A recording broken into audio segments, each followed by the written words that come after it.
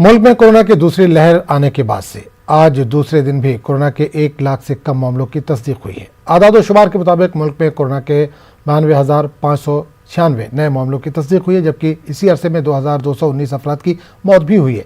पिछले 24 घंटे में कोरोना से 1,62,664 लोग सेहतयाब हुए। मुल्क में कोरोना के 12,31,415 एक्टिव मामले हैं। कोरोना के खिलाफ मुल्क में वैक्सीनेशन में तेजी लाई जा रही है। अब तक 23 करोड़ 90 लाख से ज्यादा लोगों को वैक्सीन दिया जा चुका है।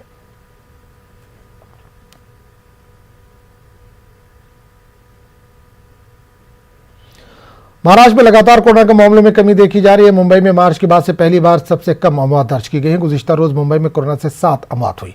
28 मार्च के बाद पहली बार मुंबई में सिंगल डिजिट अमवात दर्ज की गई है। केस की बात करें तो गुज़िश्ता 24 घंटों में मुंबई में कोरोना के 682 मामलों की तस्दीक हुई है, जबकि रियासत में पिछले 24 घंटों में 10,891 मामलों की तस्दीक हुई है।